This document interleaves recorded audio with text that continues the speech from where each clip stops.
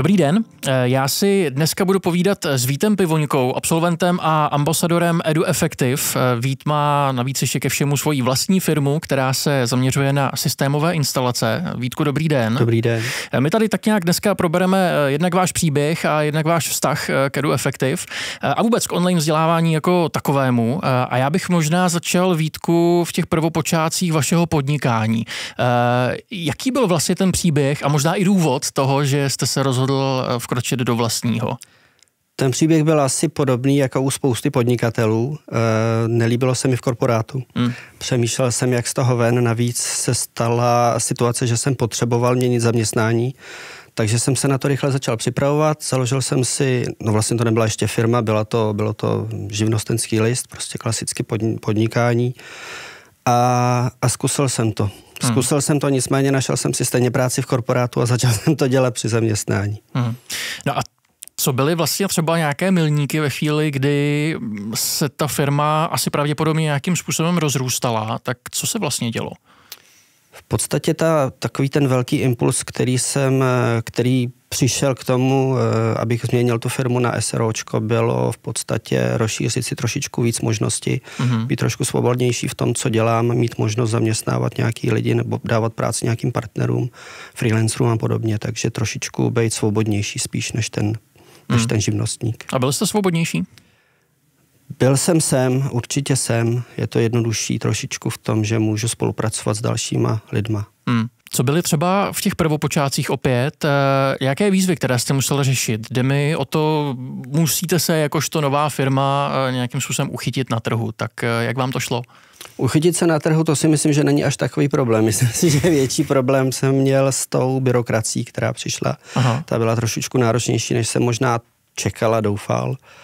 Ale já se věnuju spíš konzultacím v tom oboru, nedělám vysloveně nějaký velký instalace, takže v tom jsem zatím jako žádnou velkou změnu nepocítil. A s kým vším vlastně pracujete, nebo co vlastně obnáší ta vaše práce? Pokud se budeme bavit o tom SROčku, o těch systémových instalacích, tak jsou to většinou koncoví uživatelé, to znamená úplně obyčejný člověk, který chce poskládat ten nový dům trošičku lépe, než řekněme původní tradiční cestou. No a jak náročné to zase opět vlastně je vůbec se k tomu koncovému uživateli nebo zákazníkovi dostat? Vy jste říkal, že to nebyl zase takový problém. Já si myslím, že spousta začínajících podnikatelů má problém spíš právě s tím získat zakázky. Já myslím, že rozdíl je v tom, jaký má člověk cíl. Moje úplně nejvyšší top priorita není rozjet obrovskou firmu, mně docela stačí takhle to přízemní pomalinku. Ano.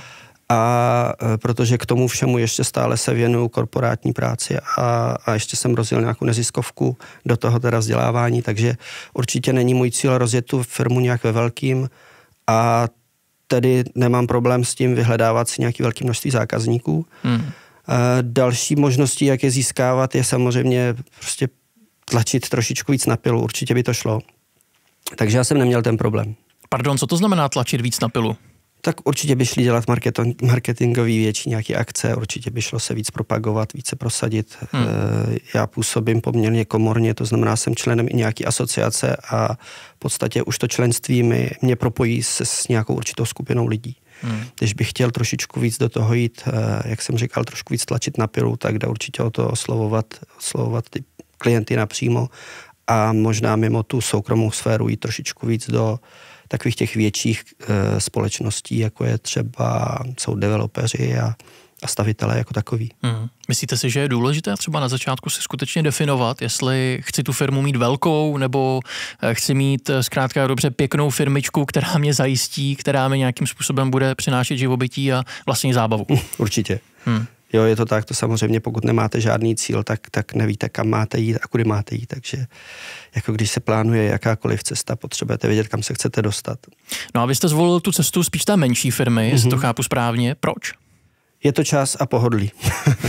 Je to čas, není to prostě priorita číslo 1 v tuhle chvíli. Je tady něco, co byste třeba udělal jinak v rámci toho budovatelského, podnikatelského záměru? To je těžká otázka.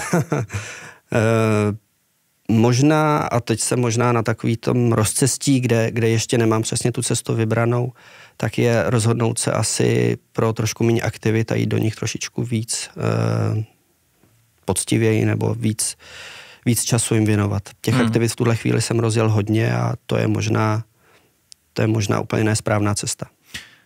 Proč? Protože jste v tu chvíli pozorností úplně někde vlastně tak nějak jako roztříštěný mezi těmi jednotlivými aktivitami? Vidíte, že třeba to je něco, na čem budete muset třeba do budoucna pracovat? Určitě, je to tak. Já budu muset určitě odstřihnout některé z těch aktivit a vybrat si ty, které mi dávají největší smysl a se kterými jsem nejvíc v souladu s tím, čeho chci dosáhnout v životě. No a v jakém bodě jste si tohle řekl, že to budete muset nějakým způsobem učesat?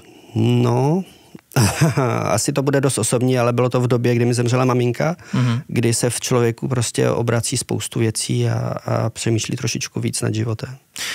Mně jde totiž o to, že skloubit vícero věcí dohromady samozřejmě není jednoduché. Ve chvíli, kdy zjistíte, že vám to třeba svým způsobem nefunguje, tak o to víc se pak musíte snažit o nějakou změnu. V tom podnikání jako takovém jste žádnou změnu třeba, nebo žádnou změnu dělat nebudete? Určitě budu. Jo, je to jeden z těch důvodů, proč jsem vlastně zakládal to SROčko a připravil jsem se na to, že budu možná podnikat trošičku v jiném oboru, že tady ten obor možná i časem opustím, uvidíme. Zatím ta konzultace funguje poměrně dobře, to znamená, že se dá s tím klientem domluvit, kdy se sejdeme, kdy budeme pracovat a nezabere to až tolik času, ale taky to není prostě hlavní zdroj příjmu. Samozřejmě je to vždycky i o penězích. Takže určitě budu muset nějakým způsobem si trošku přesměrovat ty svoje cesty a chtěl bych se víc věnovat té neziskové organizaci a to znamená přeskládat si ten svůj život trošku jinak. Jsme si tady řekli, že jste rozkročený mezi několik různých aktivit a do toho ještě online vzdělávání. Jak vám to tam vlastně časově všechno zapadalo? Je to možná právě proto, online vzdělávání, protože já vždycky jsem měl nějakou chuť se vzdělávat a rozvíjet. Když jsem byl ve svém úplně prvním zaměstnání, ve svých asi 20 letech, jsem potkal spoustu teda chytrých lidí, ale jeden ředitel té společnosti, když se s námi loučil, odcházel z firmy, tak si mě vzal stranou a říkal mi takovou krásnou větu, kterou já všude pořád používám a říkám, že člověk se buď rozvíjí, nebo upadá. A podporoval mě ve vzdělávání, podporoval mě v nějakých prostě rozvíjení se a tuhle větu já si pamatuju, opakuju si skoro každý den a v podstatě od té doby jsem vždycky na sobě chtěl pracovat a při tom zaměstnání, tím spíš, když máte těch řekněme, zaměstnání nebo těch jobů trošku víc, tak je složitý se vzdělávat, je těžký si najít čas, člověk se nedonutí, takové ty jednoduché, krátké kurzy, ty mi většinou moc nedali, nebo jsem se do nich úplně nechtěl pouštět a hledal jsem trošku lepší způsob, jak se vzdělávat, chtěl jsem něco víc a časově to nevycházelo. Pak jsem narazil na EduEffective a ten model se mi moc líbil. Takže jsem se do něj pustil. Chápu. Co byl takový ten vlastně spouštěč toho, že jste si řekl, tak Edu, tam půjdu? Ten hlavní spouštěč byl za prvé to programové, ta rozmanitost. Já jsem si přesně vybral, jaký program chci. Byl to projektový management, projektové řízení, které jsem chtěl studovat, které mě zajímalo a kterému jsem se chvíli věnoval. Takže to bylo první, proč jsem říkal, aha, to by bylo určitě zajímavý a určitě to byl způsob, jakým EduEffective funguje, to znamená ten microlearning, který mi vyhovoval prostě na 100%. Ono to v podstatě znamená, že potom tomu studiu vlastně nemusíte věnovat půl den, ale opravdu si to můžete specifikovat podle sebe, ten microlearning. Jak byste si to třeba rozvrhnul, to studium?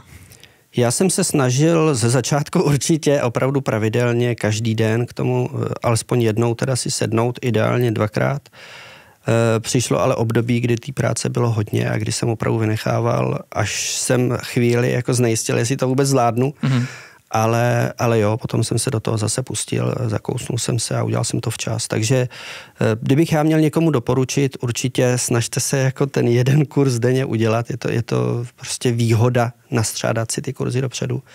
Ale těch 15-20 minut denně si člověk udělá a pokud dokážete najít v týdnu ještě o hodinu víc a přidáte si trošičku, řekněme, víc času na to, projít si ty materiály některý, které jsou vám nejblíž tomu oboru, který chcete studovat, stáhnete si a zapracujete na nich, tak si myslím, že to vzděláním je na úplně špičkový úrovni. Měl jste třeba během studia takovou v úvozovkách krizi, že jste si říkal, už nechci dál, končím?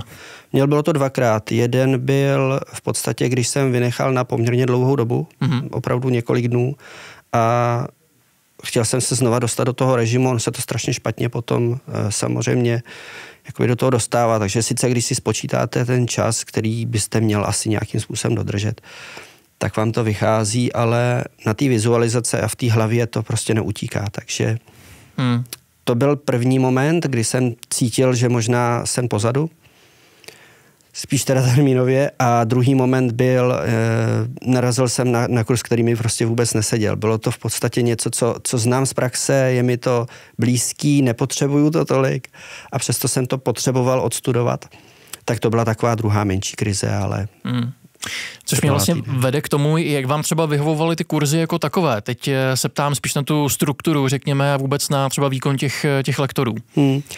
Jako systémově mi to naprosto vyhovovalo, určitě, to jsem už zmínil, ale právě obzvlášť u jednoho lektora, respektive lektorky, ta mi prostě nesedla, nebyla mi ta paní sympatická, nebyl mi sympatický ten její způsob toho výkladu a tam to vázlo. Navíc teda to téma mi nebylo pro mě tolik zajímavý, abych jako se opravdu dokázal soustředit.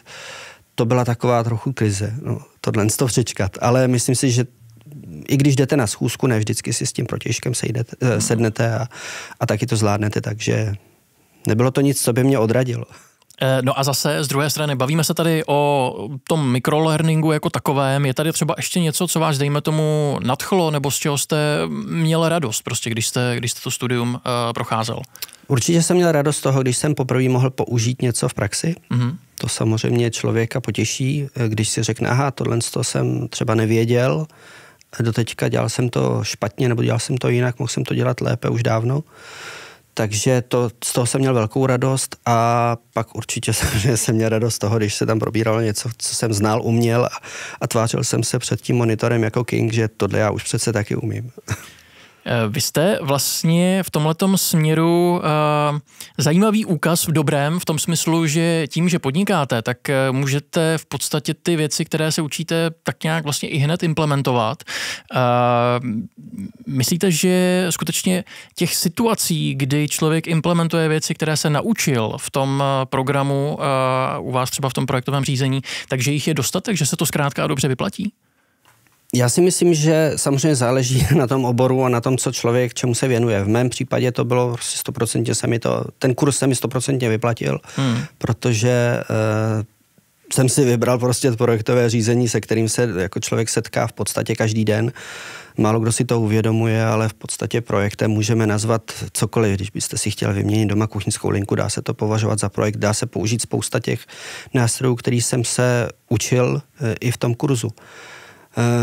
Když to převedu na ty svoje aktivity, to znamená podnikání, nezisková organizace, ale i třeba ta práce pro korporát, tak to tam využívám v podstatě každý den. Když nic jiného komunikujete s lidmi, potřebujete komunikovat efektivně. Spousta lidí to neumí. Je hodně těžký dobrat se k nějakému výsledku. Pro hodně lidí je těžký vlastně říct vám, co chtějí vůbec, čeho chtějí dosáhnout. Takže já používám určitě spoustu těch typů, které jsem se tam naučil. Jsou tady třeba ještě nějaké další znalosti, které uplatňujete v praxi, kterých můžete mluvit? Zmiňoval jste samozřejmě tu komunikaci jako takovou. Je tam ještě něco dalšího? Když bych měl začít tím, co mi moc nejde, tak to je plánování času. S tím bojuju hodně a určitě už teď se pohlížím po nějakých dalších kurzech, protože to je hodně důležité téma, když člověk má víc aktivit. Ale když bych se měl vrátit k tomu, co používám, tak samozřejmě komunikace je základ, ale je to určitě to plánování, rozvrstvování síty práce na menší úkoly, trošičku efektivněji pracovat s těma úkolama. Je toho hodně. Je toho hodně jsem to využil právě při zakládání obou těch organizací, které jsem zakládal poměrně nedávno a kde těch aktivit, které se musí udělat, bylo hodně. A některé jsem dělal sám, musel jsem si je rozplánovat, ale některé jsem delegoval. Tam potřebujete ty lidi nějakým způsobem, nechci říct přímo řídit, ale musíte si řídit i tu zpětnou vazbu a ten tok informací a podobně. Tak zkuste dát nějaký tip, který jste se naučil, který vám pomáhá z hlediska plánování času. Tak úplně První tip, který bych mohl říct, je říct si nějaký cíl, co vlastně chci, uvědomit si, čeho chci dosáhnout a pak vymyslet aspoň pár kroků, jak toho dosáhnout. To si myslím, že chybí hodně lidem, jo? Že prostě pustí se do nějaký práce, nevědí vlastně, kde je ten cíl, čeho chtějí dosáhnout, jak toho docílit. Což mě přivádí k otázce, jestli vy třeba ty kariérní cíle nějakým způsobem máte rozplánované, samozřejmě bavili jsme se o nich nějak rámcově. Čeho byste vlastně rád dosáhl? To je těžká otázka. To jsou ty dlouhodobé cíle, které já teďko se snažím nějakým způsobem přeformulovat a nastavit si je trochu jinak. Ty krátkodobé tam určitě jsou, to je prostě rutinní plánování. Spousta lidí to zná prostě z kalendáře, podívám se do příštího týdne, co budu dělat. Ty dlouhodobé cíle, ty si myslím, že jsou důležitější a tady mám mezeru taky. Chápu ono, ale samozřejmě pak se to přetaví, dejme tomu, v ty cíle krátkodobé, které vlastně tak nějak jako měly předcházet. Vy jste si rozplánoval třeba, kolik času budete tomu vzdělávání věnovat? Pokud mluvíme o edu, tak ano. Tam jsem si plánoval v podstatě, původní plán byl 9 měsíců, bylo to hezky nalajnováno, dokonce jsem ten čas tak nějak asi plus minus nějaké dny dodržel, s tím, že ale, jak jsem v podstatě říkal, jo, neměl jsem tam úplně dokonale natažený ten časový plán, nebo ten time management mi tolik nešel a tam je ta mezera. A stalo se mi teda to, co se stává při tom špatném projektovém řízení, že chvíli jsem zvolnil a potom jsem to musel dohánět. Takže jedno souvisí s druhým. A celkově tomu vzdělávání, kolik času mu třeba dáváte? Celkově vzdělávání dávám, těžká otázka. Těžká otázka je to v tom, co je vlastně vzdělávání. Pokud za to budeme považovat to, že si přečtete nějaký pár odstavců z knihy nebo nějaký nový článek odborný nebo na nějaké téma, tak si myslím, že hodinu denně určitě, možná 2, záleží asi na tom, jak se to povede. Pokud budeme mluvit opravdu o nějakým strukturovaným vzdělávání systematickým, viz třeba edu, tak tam teďko jsem polevil určitě. Na druhou stranu, vy jste se vlastně stal i ambasadorem edu, zároveň jste organizoval studentský sraz. Proč jste se pro tohle rozhodl? Já to vlastně tak nějak vyplynulo z té asi i mojí povahy a možná i z toho, jakým způsobem se teďko právě jako vydávám na té křižovatce trošku jiným směrem. Nechci být tak nějak jako úplně komerčně, konzumně zaměřený, jenom prostě na to vydělat peníze, jít domů si je užít. Chtěl bych trošku zkusit ty lidi propojit, jestli se to tak dá říct. Kolegové vytvořili nějakou platformu v podstatě nějakou facebookovou skupinu, kde se začali scházet, kam jsem se přidal, komunikace tam fungovala docela dobře a mně se to hodně líbilo. A jak to tak bývá, byl jsem aktivní, dostal jsem roli nějakého správce a už se to rozjelo. Vlastně vám dneska nedokážu ani říct, kdo přišel s tím nápadem srazu a jak vznikla myšlenka toho, že bychom to mohli dělat pravidelně a trošku to rozjet. Nicméně vymysleli jsme s dalšími 2 kolegy, kteří jsou taky aktivní v té skupině poměrně dost, že bychom mohli dělat jakési tematické schůzky, protože na tom Edu Effective se samozřejmě na té platformě se sejdou lidi napříč různými obory, tak by bylo fajn, říkali jsme si, bylo by fajn, když se sejdeme, vždycky tam dát nějakou přednášku, dozvědět se něco nového, poznat nové lidi a v podstatě udělat takový malý networking. A funguje to zatím docela. Na to se chci právě zeptat, jak ty networkingové aktivity v Edu Effective třeba hodnotíte, jak vlastně fungují? Měli jsme, ty schůzky proběhly zatím 3, takže asi by to není úplně statistika, je to zatím jenom taková zkušenost malá, ale ten ohlas si myslím, že byl dobrý. Bylo nás čím dál víc. Poslední přednáška byla, myslím si, v podstatě na špičkový úrovni, opravdu to bylo perfektní, byli jsme v prostorách univerzity, dostali jsme opravdu velkou pěknou přednášku a klasicky jsme pak vyrazili na pivo, shrnuli jsme to a těšíme se na další. Takže je to hodně neformální, ale dozvíte se v podstatě tolik, jako když jdete na nějaký seminář plánovaně někam, těžko říct, do nějakého kongresového centra. Nejde vlastně o to, jestli si student může od toho studia slibovat i to, že dejme tomu naváže nějaké třeba kvalitní biznisové nebo jiné vztahy. Určitě věřím tomu, že ano. Je to vlastně z hlediska třeba nějaké budoucnosti zase opět vaší, nějakým vaším cílem? Dál třeba pokračovat v těch studiích onlineových? Určitě už si vybírám další studium. Přemluvil jsem manželku, která by studovala, takže manželka studuje v tuhle chvíli. A úplně nechceme studovat oba dva v jeden čas. Takže je to spíš nějaký takový rozvržení toho správného času, ale určitě chci. A určitě se chci věnovat těm, neříkám vždycky organizování, ale chtěl bych se potkávat s těma dalšíma lidma a pokračovat v tom neformálním. Co byste třeba, já vím, že už jsme se o tom bavili, ale co byste doporučil skutečně člověku, který se rozhoduje, jestli do toho online studia jít nebo nejít, jestli je ten program vhodný pro něj, prostě zkrátka dobře neví, protože ještě nic takového nezažil? Kdybych to měl říct rychle a krátce, tak bych řekl určitě neváhejte. Jo, ale pokud opravdu někdo váhá a bojí se, tak si myslím, že tam je tam možnost to vyzkoušet, je tam možnost zeptat se v té komunitě určitě. A i to pár lidí dělá, jako občas chodí dotazy, jak to funguje, jak se vám to líbí, má to smysl. Samozřejmě jsou lidi, kteří váhají i třeba z finančního hlediska, jestli se to vyplatí, nevyplatí. Já si myslím, že investice do sebe sama je úplně nejlepší investice, jakou člověk může udělat. A nikdy není jakoby zbytečná, nikdy to nejsou vyhozený peníze. Takže jestli někdo váhá, tak bych řekl, neváhejte nad tím, jestli do toho jít, ale možná spíš jako nad tím oborem, který vám bude blíž. Jo. Není vždycky nutný, aby to byl obor, ve kterým zrovna pracujete, spíš bych si vybral obor, který vám něco dá, který je vám blízko. Ta nabídka je poměrně široká. Vítku, děkuji moc za rozhovor. Já taky děkuji.